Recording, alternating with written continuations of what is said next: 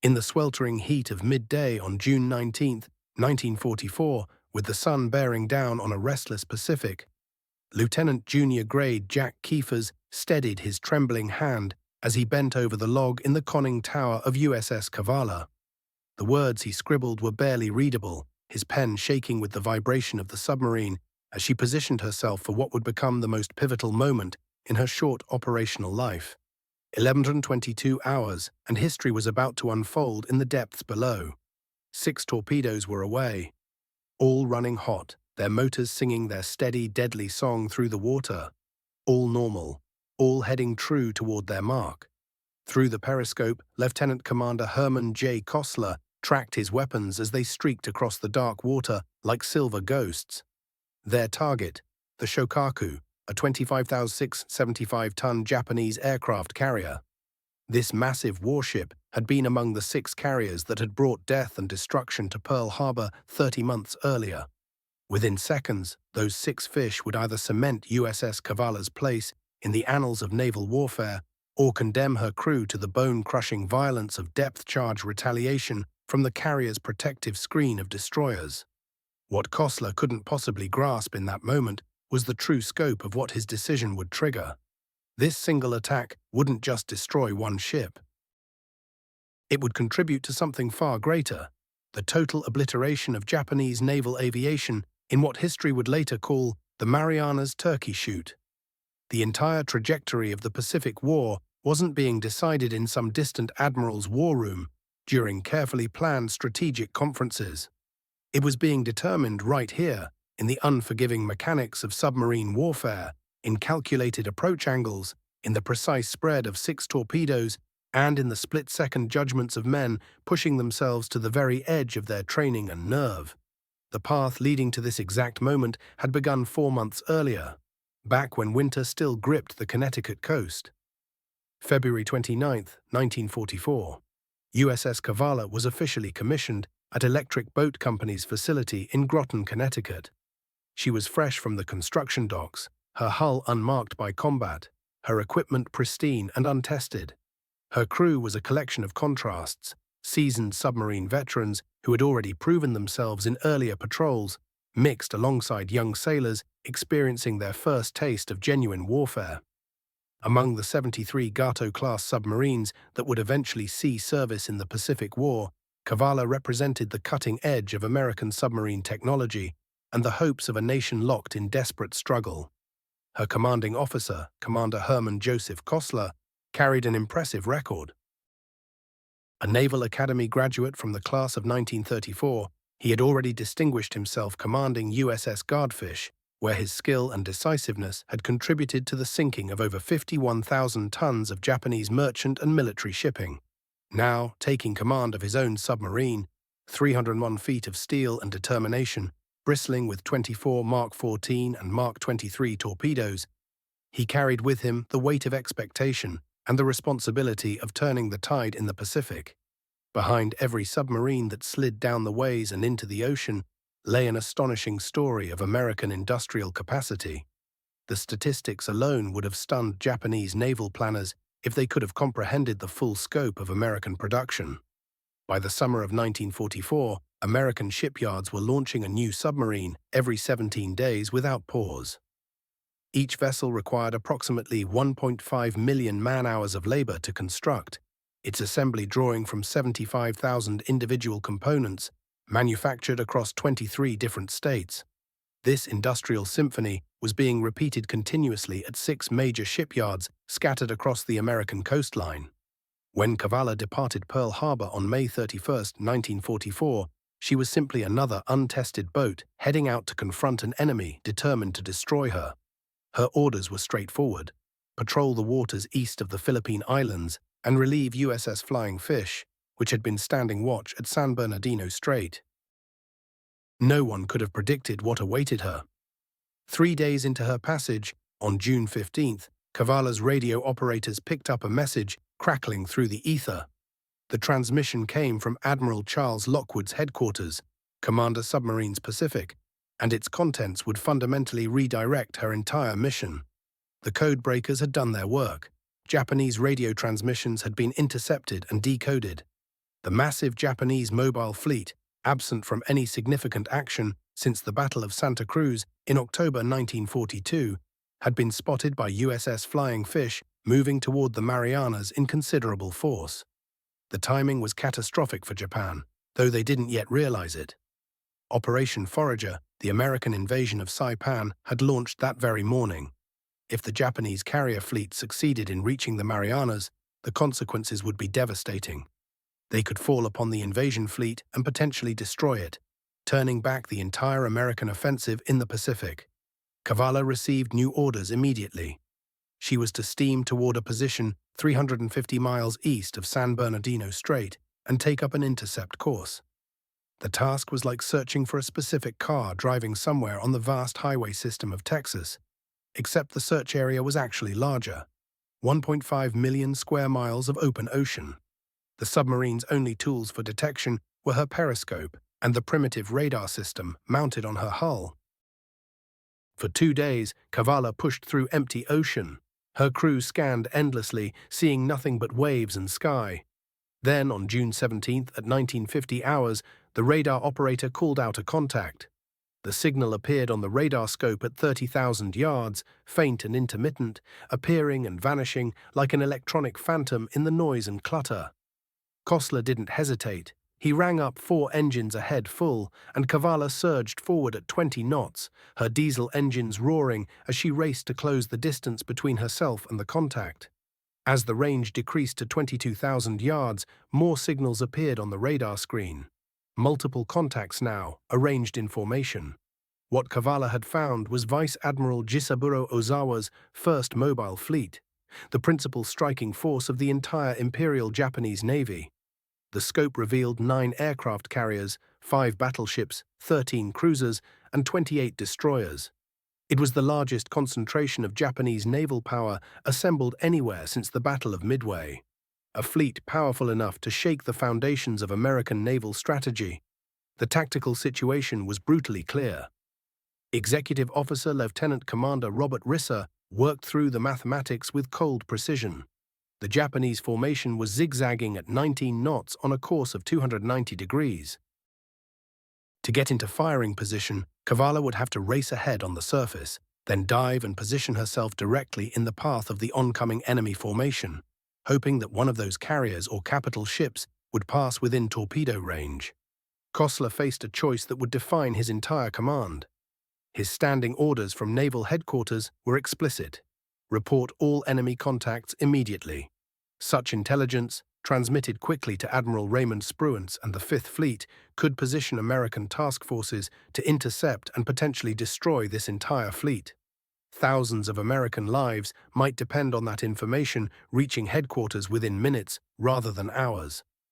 Yet transmitting that radio message would inevitably reveal Kavala's position. Japanese radio direction finders would home in on her transmission and plot her location with precision. That would almost certainly end any possibility of mounting an attack. It would scatter her one chance at glory.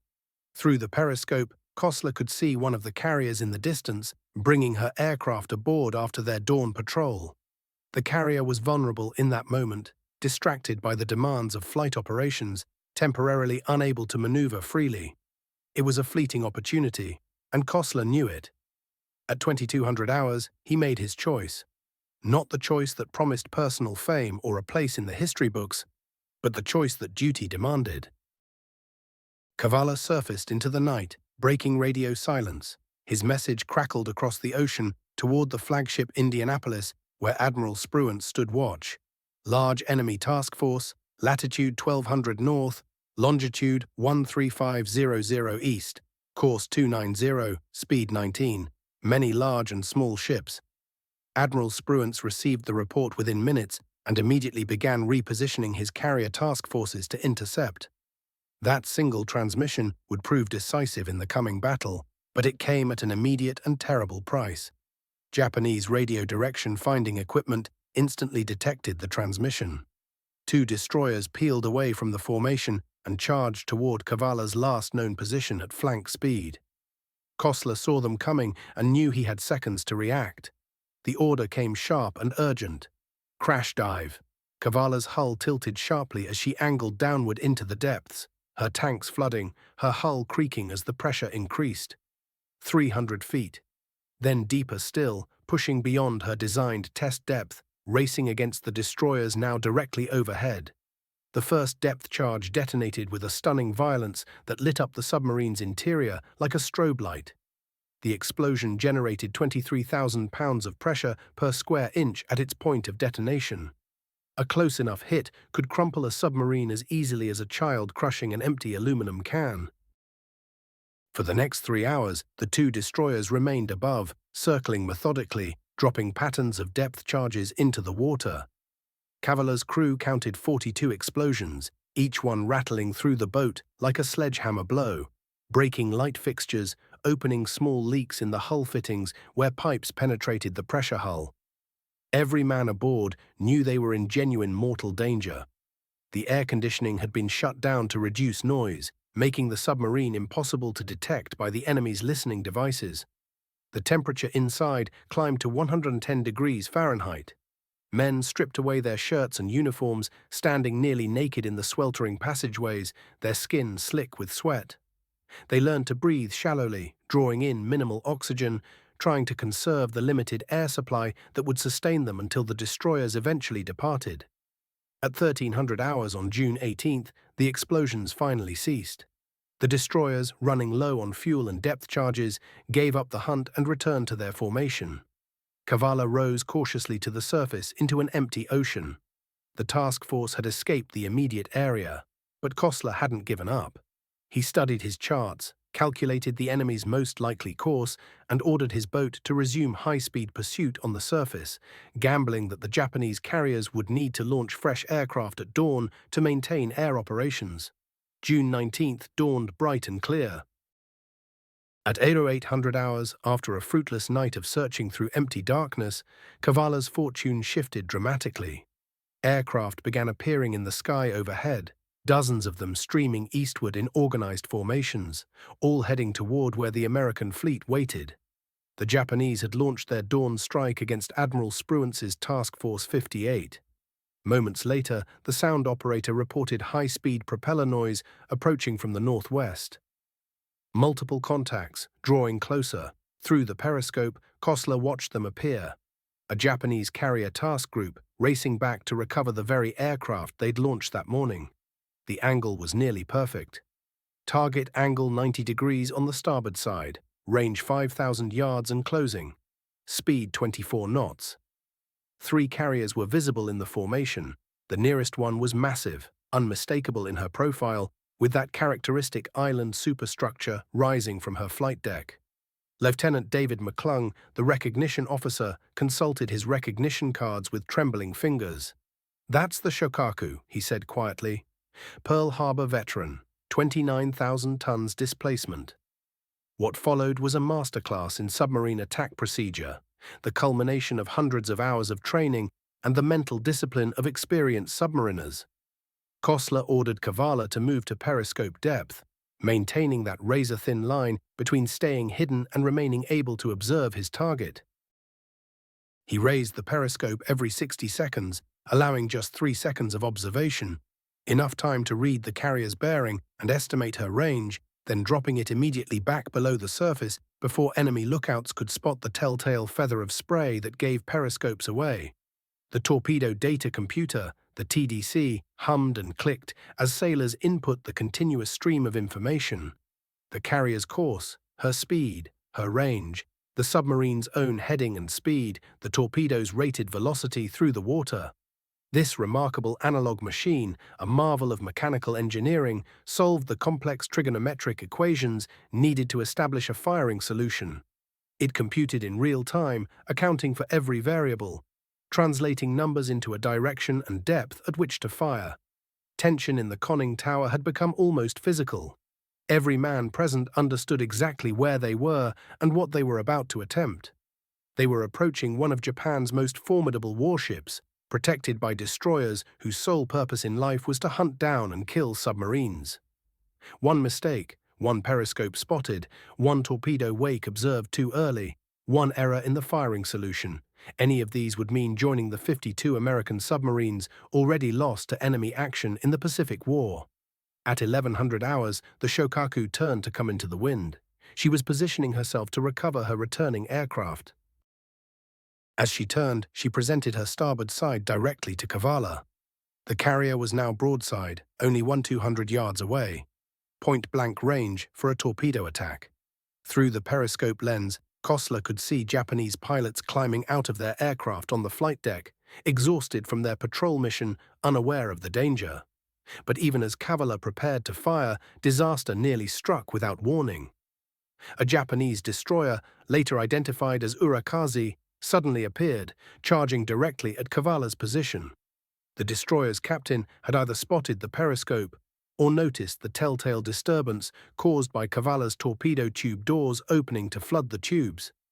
Kosler had perhaps 10 seconds to make a decision that would determine whether he lived or died, whether his crew survived or perished in the crushing depths. He made his choice instantly. Fire 1. At 8-second intervals, 6 Mark 14 and Mark 23, torpedoes erupted from Kavala's forward torpedo tubes, the recoil of each launch pushing the submarine backward slightly in the water. Each torpedo weighed 3,280 pounds, each carried 668 pounds of RDX explosive, each would travel at 46 knots toward its target. 3 were equipped with magnetic exploders designed to detonate beneath the target's hull, rupturing it from below.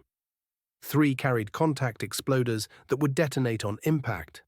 At 1122 hours, Kosler tracked his weapons visually through the periscope.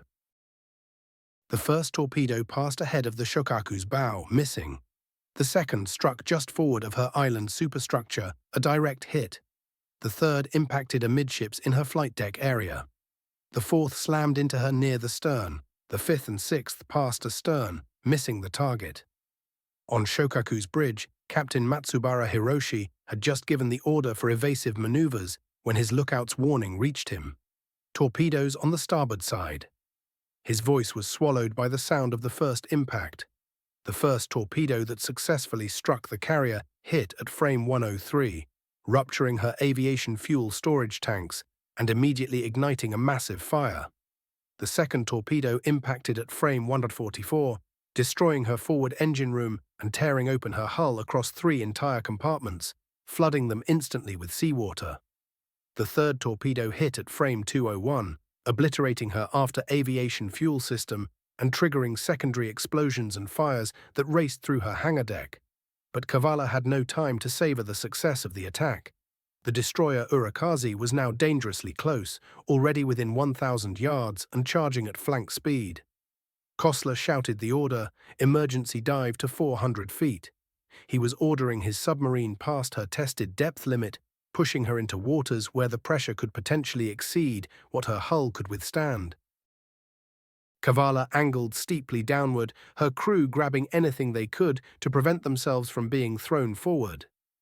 As the submarine plunged toward the depths, her crew could hear the horrifying sounds of the Shokaku dying above them, transmitted through the water with perfect acoustic clarity. Her bulkheads groaned and collapsed under the stress of the internal explosions and the weight of incoming water. Ammunition magazines detonated with tremendous force. Steam lines ruptured, releasing their contents in screaming hisses that carried through the water like the cries of a dying leviathan. Then came the depth charges. Urakazi and 2 other destroyers began dropping patterns of Type 95 depth charges directly above Kavala's estimated position. In the next 3 hours, they would release 106 depth charges into the water, each one containing 220 pounds of Type 88 explosive.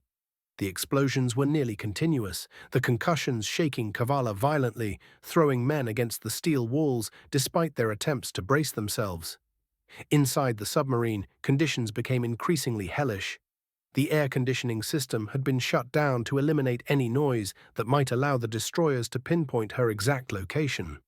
The temperature inside the boat climbed steadily to 120 degrees Fahrenheit. Humidity reached 100%. Men began fainting from heat exhaustion, their bodies unable to function in such conditions. Carbon dioxide levels began rising dangerously as the crew struggled to breathe shallowly, trying desperately to preserve what oxygen remained in their enclosed world.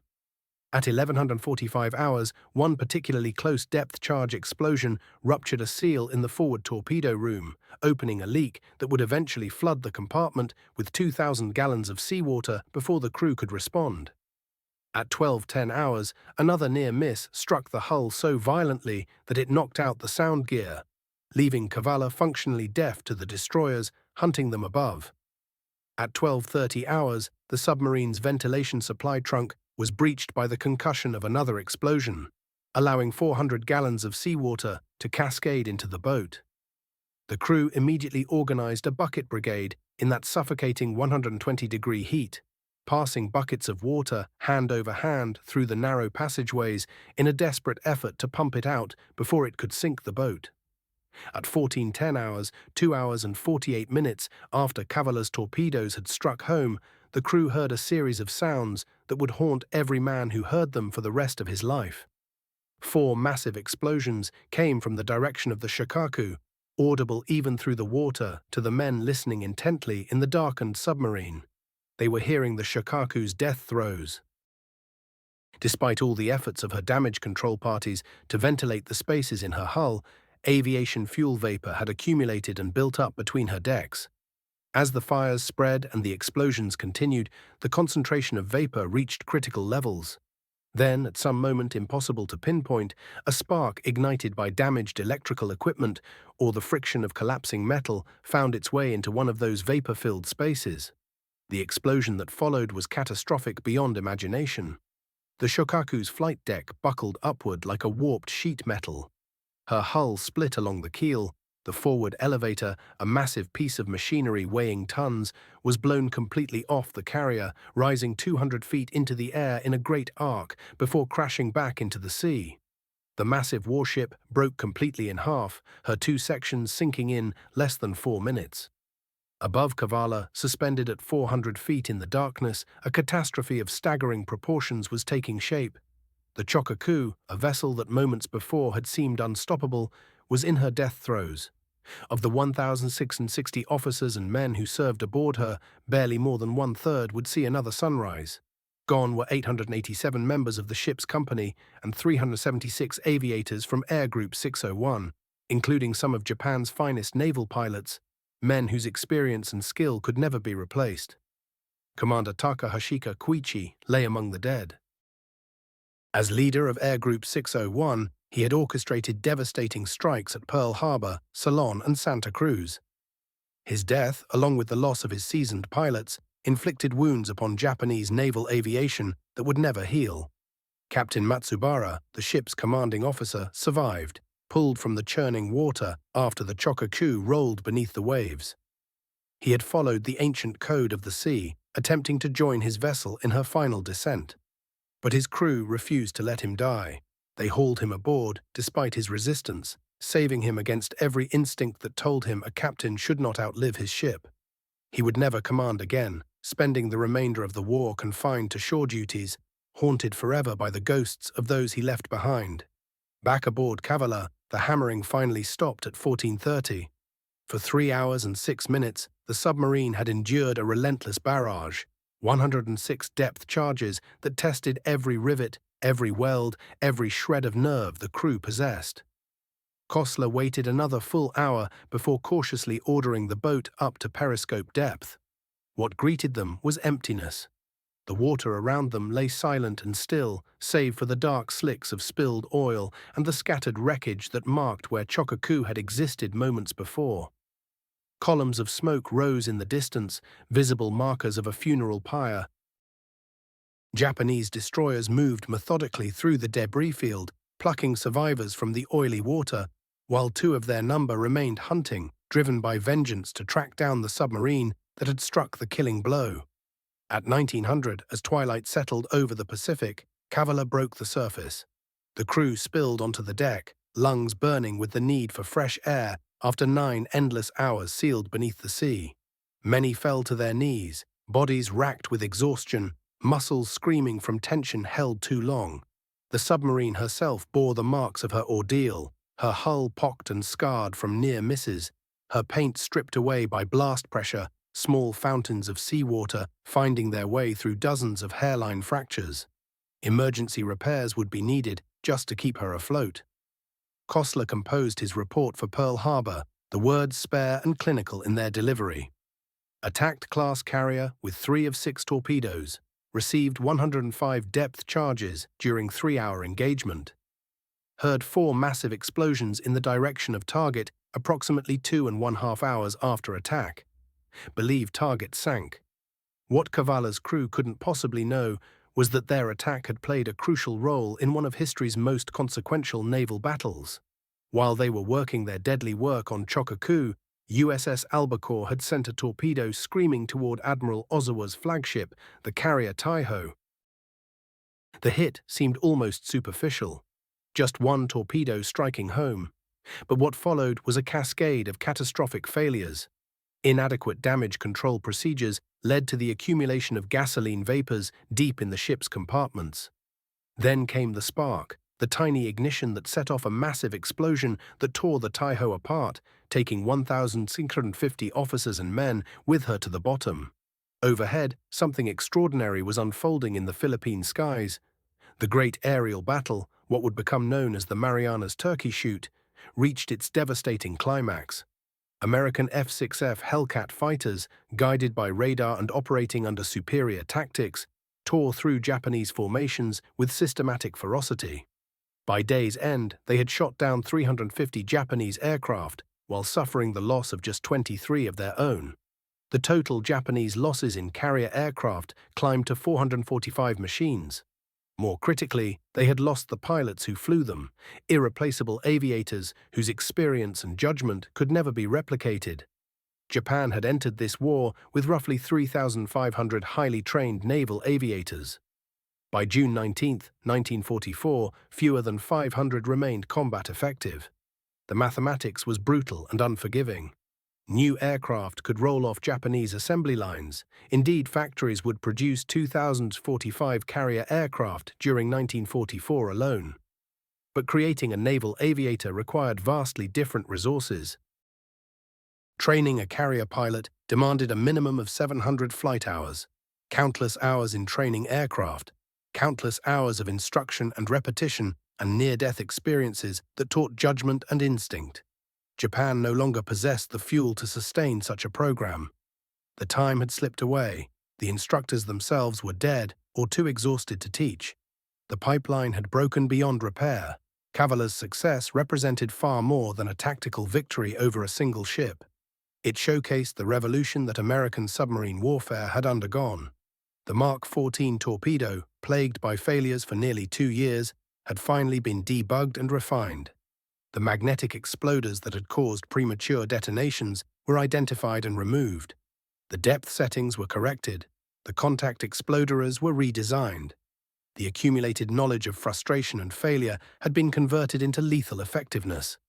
The torpedo data computer aboard Cavala was a marvel of mechanical engineering, a masterpiece of analog computing that performed real-time trigonometric calculations, computations that would have required teams of mathematicians working for hours just a few years earlier. Each submarine carried 2 of these devices for reliability, and each represented approximately $60,000 worth of precision manufacturing, the equivalent of 12 middle-class American homes in 1944. American factories, meanwhile, were producing Mark 14 torpedoes in quantities that seemed almost impossible. By June 1944, the new Newport Torpedo Station alone was manufacturing 300 Mark 14s every single month. Each torpedo demanded 2,000 man-hours of labor to construct, involving 1,500 separate components manufactured to tolerances of 1,000th of an inch. The level of precision required was extraordinary, and the fact that such precision could be achieved in such volume demonstrated the sheer productive capacity of American industry at full mobilization. The presence of Cavala and other American submarines positioned exactly along the path of the Japanese fleet was not luck or accident. American codebreakers had been systematically reading Japanese naval communications since 1942. The JN-25 code system, which the Japanese trusted implicitly, had been penetrated despite its sophisticated encryption. Commander Joseph Rushfort's team at Station Hippo in Pearl Harbor could decrypt and translate Japanese fleet messages within just hours of their transmission. They knew the details of Ozawa's operational plan. They understood his fuel situation, his ship positions, even the names of his commanding officers. This intelligence, distributed to submarine commanders as ultra-special messages, allowed American submarines to be positioned along Japanese transit routes with surgical precision. The Japanese never suspected for a moment that their most secret communications had been compromised. Post-war interrogations would reveal that Japanese officers attributed American submarine successes to superior radar capabilities and fortunate positioning. The truth that Americans were reading their most classified naval messages would remain classified until the 1970s. By the time Naval sank Shokaku, American submarines had evolved into the war's most formidable naval weapon. The statistics were staggering in their implications. 288 submarines would serve throughout the Pacific campaign. Collectively, they would sink 1,114 Japanese vessels, totaling 5.3 million tons, a figure representing 55% of all Japanese losses across the entire war. The human cost was severe. 52 American submarines went down with a combined loss of 3,500 officers and men. The casualty rate reached 22%, the highest of any American military branch. Yet the strategic impact was undeniable. Japan, an island nation utterly dependent upon imports of oil, rubber, iron, and food, was being slowly strangled by submarine warfare. Vice Admiral Takagi Sokuchi admitted after the war, "The American submarine campaign was the single most decisive factor in our defeat. We could replace ships, eventually. We could find new sources of oil, though it grew increasingly difficult. We could train new sailors and aviators, though with each passing month that training grew weaker. But we could not protect our merchant fleet from submarines. They destroyed our ability to wage war itself." July 1, 1944. After 11 more days of searching fruitlessly for additional targets, Naval received orders to proceed toward Saipan. As the submarine approached the embattled island, her crew witnessed the staggering scale of American operations. The waters were choked with vessels of every description, a floating city of warships and transport ships and supply vessels. Kostler recorded his impressions. The sight was beyond adequate description. Every type of naval ship appeared to be present. Battleships lobbing shells into the island, carriers launching continuous strikes into the sky, transports methodically unloading supplies onto the beach. The entire horizon seemed consumed by smoke and explosions. This was American military power unleashed without restraint. Kavala was escorted into the harbor by USS Philip, a destroyer whose crew lined her rails to render honors to the submarine that had sunk Shokaku. Word of Kavala's extraordinary success had traveled throughout the fleet, and sailors from other submarines came to see firsthand the boat that had struck a mortal blow against a ship that had attacked Pearl Harbor. August 3, 1944. Kavala arrived at Majuro Atoll for her official debriefing. Vice Admiral Charles Lockwood himself, commander of submarine forces in the Pacific, came aboard personally to congratulate the crew. The submarine was awarded a Presidential Unit Citation for her first patrol, an honor reserved for extraordinary heroism under fire. It was a recognition rarely given, rarer still to a submarine on her maiden patrol. Back in Japan, the loss of Shokaku was initially concealed from the public. The Imperial Navy simply listed her as damaged and undergoing repairs. Not until October 1944 would they quietly acknowledge her sinking. The psychological devastation within the Navy was profound and immediate. Shokaku had possessed an almost mythic invulnerability. She had suffered terrible damage at Coral Sea and Santa Cruz, hits that should have sent her to the bottom. Yet she had survived those battles, emerging from them damaged but undefeated. Now she was gone. Commander Fuchida Mitsuo, who had personally led the Pearl Harbor attack from Akagi's flight deck, would write after the war, "When word reached us that Shokaku had been sunk, we understood in that moment that the war was already lost. She was far more than a ship. She was the symbol of our naval power, the proof of our superiority. Her destruction and the loss of her air group in a single day shattered the confidence of our carrier force. The technical failures proved equally catastrophic. Japanese damage control procedures, long considered superior to those of other navies, had failed spectacularly. The gasoline vapor explosion that had ultimately destroyed Shokaku could have been prevented through proper ventilation and compartmentalization procedures. American carriers had been struck by similar torpedo damage, yet many had survived through superior damage control practices and superior materials. Captain Omi Toshikazu, who served as Admiral Ozawa's chief of staff, would testify, "We had learned the wrong lessons from our early victories. We believed that the spirit of our sailors and the quality of our training could overcome material disadvantages. But you cannot defeat radar with courage.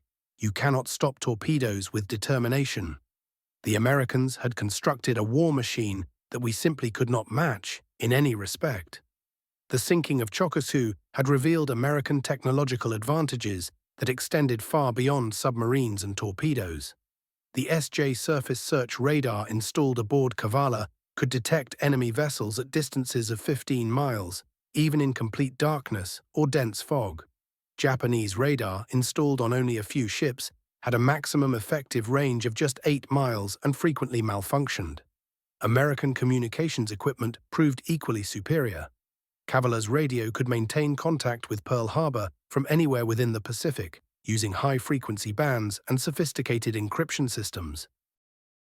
Japanese submarines, lacking such capabilities, were forced to surface near island bases to relay their messages, exposing themselves to enemy attack. The preservation systems aboard American submarines represented yet another crucial advantage. Kavala's air conditioning system did more than provide comfort to the crew. It prevented the electrical systems from corroding in the corrosive tropical humidity that would otherwise have rendered them unreliable. Her water distillation plant produced 1,000 gallons of fresh water daily, allowing the crew to remain healthy during extended patrols. Japanese submarines, lacking such systems, suffered constant equipment failures and crew health problems during long deployments. The men who served aboard Kavala were representative of American submarine crews, volunteers all, intensively trained and remarkably young. The average age was just 23. Many had never seen the ocean before the war began. Yet they operated one of the most complex weapon systems humanity had ever created, and they operated it with remarkable precision and skill. Their training had been extraordinary and comprehensive.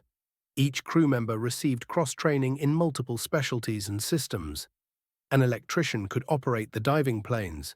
A torpedo man could run the diesel engines if needed. This redundancy ensured that battle casualties rarely rendered an American submarine unable to fight. Morale was maintained through amenities that would have been unthinkable aboard other warships. Kavala possessed an ice cream machine, washing machines, and individual bunks for most crew members. The food was the finest in the Navy: steaks, fresh vegetables when available, bread baked fresh daily. These luxuries were not mere indulgence.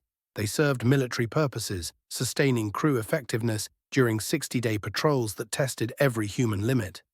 The destruction of Shokaku and Taiho triggered cascading failures throughout Japanese naval aviation.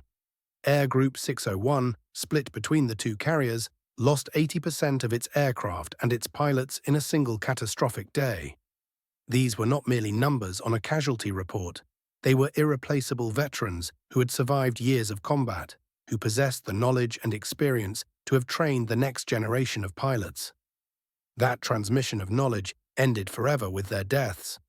The Japanese pilot training program, already straining under the constant demands of the war, collapsed completely in the aftermath of the Philippine Sea Battle.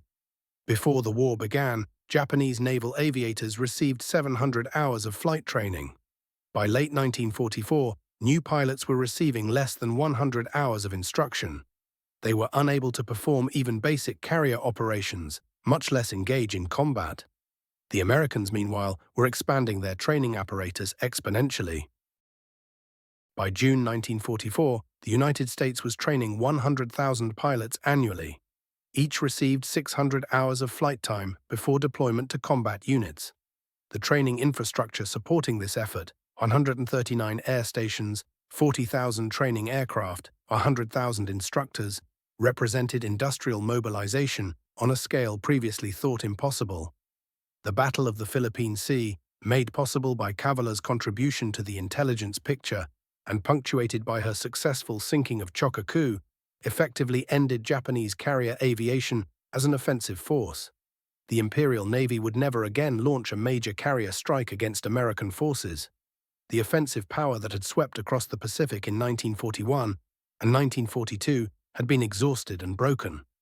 Admiral Toyoda Soemu, Commander-in-Chief of the combined fleet, grasped the implications immediately and absolutely. He would later state, "The loss of our air groups means the loss of the war itself. We can build new carriers, yes. We can construct new aircraft. But we cannot create experienced pilots. The American submarines have not merely sunk our ships. The capability to wage war had been systematically stripped away. In just 48 hours, Japan had sacrificed 476 carrier aircraft and 445 of its most experienced pilots. The United States, by contrast, had lost 130 aircraft and 76 pilots. But this is where the mathematics of industrial capacity told a stark story. America was churning out 500 new naval aircraft each week and preparing 2,000 fresh naval aviators monthly for combat. Japan managed only 100 aircraft weekly, with 200 new pilots entering training each month. The grim reality was that most of these young Japanese pilots would never live through their first engagement. Cavala's triumph didn't sit quietly. It sparked a wave of intensified submarine activity across the Pacific. By mid-1944, American submarines had grown into coordinated hunter packs, numbering 140 vessels. Operating with surgical precision, they decimated Japanese merchant traffic with relentless efficiency. The Japanese shipping fleet that had numbered 6.4 million tons when the war began had withered to 2.8 million tons. Japan desperately needed 3 million tons just to keep civilian life functioning at minimal levels. Another 3 million tons was required to support military operations. With barely 2.8 million tons available, both the civilian economy and the armed forces were being strangled by scarcity. Essential goods disappeared. Rice shipments that had totaled 1.4 million tons in 1941 had collapsed to a mere 200,000 tons by 1944. Oil imports nosedived from 5 million tons down to 600,000 tons. By late 1944, the situation had become so desperate that Japanese destroyers began making perilous runs from Singapore to the home islands. Their decks were literally stacked with drums of aviation fuel because the specialized tanker ships simply couldn't survive passage through the submarine-infested waters anymore. The triumphs achieved by submarines like Cavala fueled endless innovation and improvement. The Mark 18 electric torpedo arrived in late 1944, revolutionary because it created no telltale wake that destroyers could track and follow. The Mark 27 homing torpedo represented another leap forward, capable of pursuing enemy vessels by tracking their acoustic signatures underwater. Radar systems underwent dramatic advancement as well. The SJ radar model that had enabled Cavala to locate the Japanese fleet was superseded by the superior ST radar, offering double the detection range and image clarity. When hostilities concluded, American submarines possessed radar systems that outperformed those aboard most conventional warships. Signal security underwent corresponding transformation. The ECM Mark II cipher machine installed on Cavala employed encryption with 150 million possible mathematical combinations. Throughout the entire war, not a single Japanese codebreaker succeeded in decrypting an American submarine operational transmission. Cavala herself would embark on 5 additional war patrols following the destruction of Shokaku. On her third mission, she sent the destroyer Shimotsuki to the bottom on November 25, 1944, taking with it the squadron commander overseeing all destroyer operations and his complete command staff. On January 5, 1945, she launched a daring nocturnal surface assault that destroyed 2 net-laying vessels. Every patrol served as evidence of America's growing naval supremacy. By 1945, Cavala and her sister submarines operated inside the Sea of Japan, waters that Japan had long considered its exclusive domain. These American boats surfaced openly in daylight hours, openly challenging any Japanese vessel that dared to engage them. Most Japanese ships remained in harbor, unwilling or unable to respond. The operational record compiled by Kavala, though remarkable, followed patterns matched by other vessels. 6 war patrols completed, 34,180 tons of enemy shipping destroyed. Not a single crew member perished from hostile action. This identical record, replicated across a fleet of nearly 300 submarines, foretold catastrophe for the Japanese state. August 15, 1945. Kavala was on lifeguard assignment when Emperor Hirohito's voice crackled across radio frequencies announcing Japan's surrender. Within minutes, in what seemed a final gesture of denial, a Japanese fighter aircraft swooped down on the submarine and released 2 bombs. They splashed harmlessly into the water roughly 100 yards away. It would prove to be the final assault mounted by Japanese forces against an American submarine. September 2, 1945. Kavala steamed into Tokyo Bay as the formal surrender proceedings commenced. From her deck, the crew gazed across the waters at the USS Missouri, where General Douglas MacArthur stood receiving Japan's formal capitulation papers. Surrounding them lay the Allied Armada. 12 American aircraft carriers floated virtually unscathed. Of Japan's 25 fleet and light carriers, 20 had vanished beneath the waves, including Shokaku. On Kavala's bridge stood Captain Kosler, now promoted from commander, observing this historic moment unfold. His reflection, written down later, carried profound weight. We commenced this conflict equipped with inferior torpedoes and training suited for peacetime maneuvers. We concluded it as the preeminent naval force the world had witnessed. Every submariner can justifiably take pride in our accomplishment. We strangled a nation. The numerical record demonstrated submarine warfare's pivotal role in victory. American submarines had destroyed 1,314 Japanese vessels, totaling 5.3 million tons of cargo and warships combined. 8 battleships met destruction or damage. 11 aircraft carriers went down. 30 cruisers were sunk or crippled. 127 destroyers and escort vessels were eliminated. 60% of Japan's merchant marine ceased to exist. American submarines absorbed their own frightful toll. 52 submarines were lost to all causes. 356 officers and sailors perished. The casualty rate among submariners reached 22%. 7 submarines vanished due to mechanical failure or accident. 45 fell to enemy action. Kavala's individual tally, 6 combat patrols, 4 ships confirmed destroyed. 34,180 tons sunk. 1 presidential unit citation awarded, 4 battle stars earned. Not 1 crew casualty from enemy weapons. Yet beneath these figures lay human suffering on an incomprehensible scale.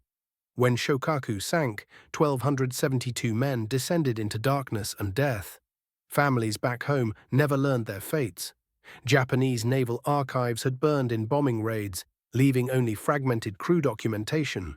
Thousands of families received only perfunctory notification. Died in service to the emperor in distant southern waters. American submariners who returned home carried invisible wounds. The groaning metal of dying ships echoed in their minds. They carried knowledge that hundreds of enemy sailors drowned above them in the crushing darkness. They remembered the terror of depth charges detonating, the submarine trembling with each explosion. These phantoms haunted them across decades. Post-traumatic stress disorder, then unrecognized and untreated, tormented unknown multitudes of veterans for the rest of their lives. December 30th, 1969. Kavala ended 25 years of active service, including years transformed into a hunter-killer platform during Cold War tensions. The Navy chose not to scrap her. Instead, she was gifted to Texas submarine veterans who survived the war. Currently, Kavala rests at Seawolf Park in Galveston, serving as both memorial and interactive museum. Visitors traverse the identical spaces where Kosler and his crew made their mark on history. The compartment housing torpedoes, where the very weapons that destroyed Shokaku were loaded. The conning tower where Kosler calculated his attack vector. The command center where the order to dive was executed, sending the boat towards safety in the depths. Restoration consumed enormous labor and expense. Hundreds of volunteers, predominantly former submariners themselves, devoted 10,000 hours to returning Kavala to her wartime condition. Original systems were hunted down and painstakingly reinstalled. The torpedo fire control computer, discovered languishing in a naval storage facility, was rehabilitated to full operational status. For many years following the war's end, surviving Kavala crewmen convened annually. These gatherings became opportunities to honor fallen shipmates, exchange remembrances, and reinforce connections forged in combat's crucible. As each year passed, fewer veterans survived to attend. These reunions grew smaller, yet infinitely more meaningful. At the 1994 gathering, honoring 50 years since Shokaku's destruction, only 47 of the submarine's original 80 crew members remained living. Captain Kosler, now 82 and retired holding the rank of Rear Admiral, delivered remarks to the assembly. "We were young men tasked with an impossible mandate. Find an enemy fleet, destroy it with a single submarine. We achieved this goal through rigorous training, personal bravery, and fortune's favor. Yet we must also acknowledge our adversaries' valor. Those enemy sailors demonstrated identical devotion to duty and sacrifice. We celebrate our victory while respecting their memory." In an extraordinary moment of reconciliation, the reunion planners extended invitations to Japanese naval survivors to join them. The encounter transcended the normal bounds of human interaction. Aging former combatants, men separated by nearly 5 decades of peace, shared recollections of the day that transformed their existences irrevocably. Military scholars and historians recognized the destruction of Shokaku as perhaps the most consequential submarine attack throughout the war. Eliminating a survivor of Pearl Harbor carried profound symbolic resonance, but the tactical consequences ran deeper still. Shokaku's flight crews possessed irreplaceable knowledge and expertise. Had they survived, they might have instructed replacement pilots, potentially extending Japanese resistance significantly. Dr. Samuel Eliot Morrison, commissioned as the Navy's official historian, declared his judgment. Kavala's destruction of Shokaku demonstrated flawless tactical execution perfectly aligned with strategic circumstances. The attack, occurring amid the Philippine Sea engagement, hastened the virtual obliteration of Japan's carrier aviation capability. The submarine fleet, beyond any other military instrument, was the instrument of Japan's ultimate strangulation. Japanese naval historians reached corresponding conclusions. Professor Tanaka Hirawaki, an official at the Japanese Defense University, offered this assessment. "When we lost Shokaku and Taiho in a single day, our carrier force suffered a wound from which recovery became impossible. Not merely the physical vessels themselves, but the crews manning them, the repair technicians, the accumulated institutional memory and expertise. Kavala's weapons destroyed something far larger than steel and machinery. They annihilated a capability that could never be replicated or restored. The implications of Shokaku's sinking persist in contemporary naval strategy and doctrine. Despite their awesome capabilities, aircraft carriers remain susceptible to submarine attack. This fundamental vulnerability to asymmetric threats, first revealed through submarines comparable to Kavala, continues to influence how navies design and deploy their forces. Contemporary carriers operate amid protective screens of escort vessels, dedicated entirely to anti-submarine defense. Helicopters equipped with sonar equipment maintain continuous vigilance. Attack submarines precede carrier task forces, maintaining advanced positions. Yet submarine capabilities advance on schedules matching advances in anti-submarine technology. This perpetual cycle, initiated by Kavala's encounter with Shokaku, perpetuates itself beneath ocean surfaces worldwide. On July 1, 1988, Rear Admiral Herman J. Kosler departed this world at 76 years, surrounded by family members at his Virginia residence. His concluding public remarks, offered at the 1987 Kavala gathering, encapsulated the submarine campaign's essence. "We executed our assigned responsibilities. We destroyed enemy vessels and ended enemy lives because our nation required it. We derived no satisfaction from death, though we took satisfaction in performing our duties with excellence. Shokaku stood against us as an adversary, yet her sailors possessed identical bravery and identical allegiance to their nation. We prevailed not through superior character or moral advantage, but through technological advantages deployed with competence. The takeaway from our conflict transcends the mere power inherent in submarines, formidable though they are. It surpasses the notion that mechanical innovation decides contests, however much it contributed. The authentic message resides in this truth. When democracies face existential threats, they mobilize capabilities and resolve that authoritarian systems cannot replicate. We triumphed not simply through manufacturing more equipment, but through thinking creatively, innovating relentlessly, and demonstrating greater endurance. Kavala endures now in Galveston, transmitting lessons to future generations regarding our actions and their rationale. When school children navigate her compartments, I trust they comprehend a fundamental reality. Unremarkable Americans, agricultural workers, manufacturing employees, young students, united to operate demanding machinery and accomplish what seemed impossible. That constitutes genuine triumph. Not merely the destruction of one warship, but the demonstration that democracy, when confronted with adversity, endures and prevails. Within the USS Kavala Museum in Galveston stands a memorial listing all 52 American submarines lost during the war, vessels continuing their eternal vigil in the depths. Their combined crews, numbering between 3,500 and 4,000 officers and sailors, made the ultimate sacrifice in the very waters where Kavala achieved her greatest success. Visitors examining Kavala encounter the battle flag that flew as Shokaku went down, decorated with 6 small Japanese ensigns representing confirmed victories. Yet the museum's most stirring feature occupies the memorial chamber, where photographs of every lost American submarine confront visitors with the price victory extracted.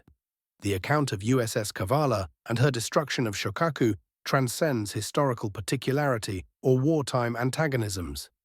It illustrates how scientific advancement, the mobilization of industrial capacity, and human determination converge to accomplish the seemingly unachievable.